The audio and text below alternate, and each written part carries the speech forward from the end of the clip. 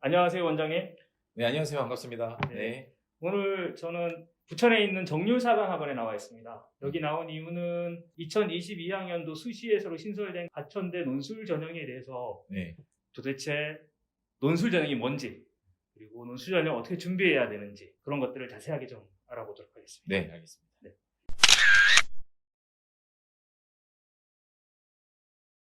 가천대 모집 요강에 보면 이게 기존에 있던 논술하고는 조금 다른 전형이에요. 그쵸. 이게 처음 나오는 시험 유형이니까요. 네. 이번에 신설된 음. 이게 인원수도 엄청 많이 뽑아요. 이게 거의 900? 작년 적성고사 수준으로 뽑죠. 919명 정도. 이게 도대체 정체가 뭔지 좀 간략하게 설명 좀 해주시겠습니까? 네. 작년에는 적성고사라는 전형이 있어서 네. 중하위권들이 이제 쓸 수 있는 어떻게 보면은 역전을 시킬 수 있는 유일한 전형이었었는데 그게 사라졌지 않습니까? 그렇죠. 그리고 이제 논술로 바뀌어서 어떻게 보면 많은 학생들이 학부모님들이 우려했어요. 아니, 또 논술은 보통 상위권 애들이 많이 하니까 가천대 논술 시험은 네. 우리가 알고 있는 그런 인문 논술이나 자연 논술 시험이랑은 좀 성격이 많이 다릅니다. 예. 그냥 저는 이렇게 말씀드리거든요. 작년에 적성고사를 했다라면 네. 그 작년 적성고사 문제의 서술형 버전이다. 아, 적성고사 문제의 서술형 버전. 네. 그러면 이번에 가천대에서 만들어진 논술도 그런 중위권이나 그보다 조금 낮은 학생들을 위한 전형이라고 볼 수 있는 건가요? 내신으로 따지면은 3등급 중후반부터 4, 5, 6등급까지 가능한. 예.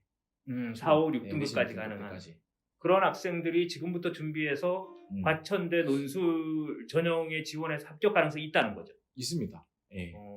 작년 적성고사도 저희가 애들 뭐 합격시킨 애들 보면은 뭐 내신 6점대인 친구들 뭐 6.4, 6.5까지도 이제 합격을 시켰었는데 그런 학생들이 가천대에 들어갔던 건가요? 아, 그 친구는 가천대는 아니고 가천대는 6등급부터 페널티가 좀 있다 보니까 가천대에 들어간 친구들은 5점대까지 들어간 거고 작년 같은 경우 이제 5등급 정도 되는 애들이 가천대 들어갔는데 네. 올해는 6등급까지를 보는 이유는 뭔가요? 일단 내신 산출 방식이 좀 바뀌었어요. 올해 좀 바뀐 네, 것 같은 바뀌었는데 건가요? 작년에는 이제 교과별로 네. 제일 잘한 과목 5과목씩을 반영을 했어요. 5과목씩. 네, 5과목씩. 근데 올해는 이제 3과목씩.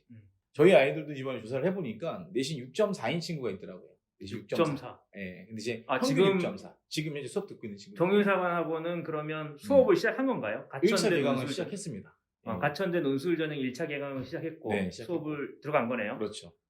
조사해보니까 6.4 정도 나왔는데 6.4. 6.4 정도 나와서 이 친구 걸 계산을 해보니까 네. 실제로 한 5점 중반 정도까지 나오더라고요. 5점 중반. 왜냐면 이게 6.4라는 게 그잖아요. 다 평균 잡아서 한 거니까. 네. 근데 이제 각 교과별로 잘한 것만 3개씩 딱딱딱 반영을 하다 보니까. 가천대 기준 내신 산출 방법에 따라 산출하니까. 그렇죠. 5점 중반으로 나왔다는 거죠. 그렇죠. 반대로 이런 케이스도 있었어요. 4점대인 아이가 있었거든요. 저희 가천대 내신으로 산출하면 좀 더 좋게 나오지 않을까 했는데 이 친구는 또 거의 비슷한 거예요. 봤더니 이 친구는 거의 다 4점대. 모든 과목. 그러면 과목당 성적 차이가 조금 나는 애들은 학생들은 오히려 가천대에서는 내신 등급이 올라갈 수 있겠네요. 좋죠. 1학년, 2학년 때 각 교과별 한두 과목씩 잘한 게 있으면 더 유리하기도 하고요. 이번에는 진로 선택 과목에 또 특혜가 있어요. 진로 선택 과목이 이제 각 교과별로 두 개의 교과에 한해서긴 하지만 A 맞은 게 있으면 제일 낮은 내신 하나를 등급을 올려주니까. 6등급까지 지원해서 합격 가능성이 있다고 보는 거는 7등급부터는 페널티가 좀 세게 적용되나? 6 넘어가면서부터 페널티가 세요. 마이너스 감점 요인이 세게 적용되는군요. 6까지는 점수차가 거의 없어서 논술 시험은 다 극복이 됩니다. 내신의 변별력이 상당히 약하다고 볼 수 있겠네요. 그러면 약합니다. 작년 적성고사랑 굉장히 유사한 거예요. 적성고사도 그랬으니까. 적성에서도 마찬가지죠. 더 내신에 이제 영향이 적을 수밖에 없는 이유가 작년까지 적성고사 같은 경우 그냥 수년 동안 이제 개발이 되면서 많은 사람들이 준비를 하지 않았습니까? 학원들도 그렇고. 그러다 보니까 이제 어느 정도 다 평균치들이 많이 높아졌는데 요건 이제 세상에 처음 나온 시험이지 않습니까? 처음 나온 거죠. 그래서 저희가 매주 지금 모의고사를 보고 있어요. 모의고사를? 모의고사 문제를 어떻게 알고? 그러니까 이제 아이들 학교에서 지금 모의고사를 받지 않습니까? 그 모의고사에서 풀었던 문제들을 저희가 귀동량을 하는 거죠. 그래서 비슷한 유형의 문제들을 뽑아서 모의고사를 비슷하게 이런 스타일 가천대에서 모의고사로 했던 문제 스타일을 봤는데 좀 놀라운 거는 올해 변별력이 장난 아니겠다. 아이들끼리의 점수 차이가 많이 나겠다. 무슨 의미죠, 그게? 답은 내는데 과정을 잘 못 씁니다. 아, 이게 이번에는 서술형이니까. 서술형이고 부분 점수가 굉장히 커요. 답만 맞히는 게 생각보다 배점이 적을 거예요. 적성은 답만 맞췄던 그렇죠. 거잖아요. 근데 이번에는 답만 맞췄을 때 배점은 적을 거예요. 아, 그러면 풀이까지도 완벽해야지 네, 부분 점수가 그러니까 있는 부분 거네. 점수가 다 있는 거죠.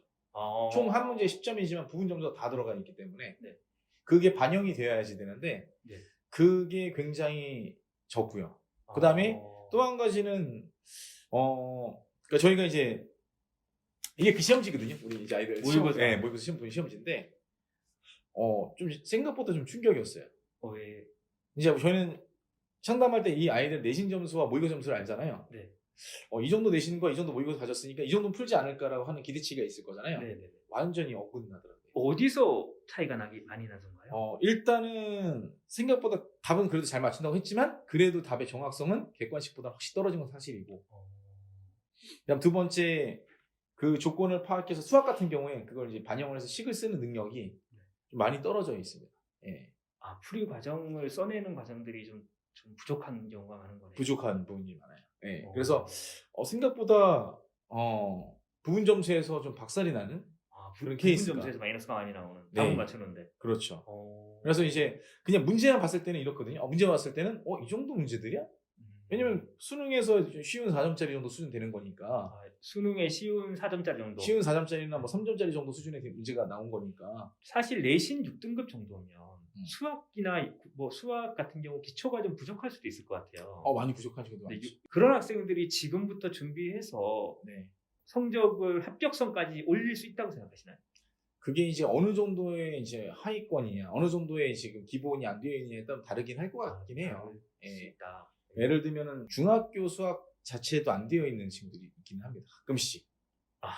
많이 좀 중학교 2학년 수준의 곱셈 공식이라든가 이런 것들이 기본 연산 자체가 안 되는.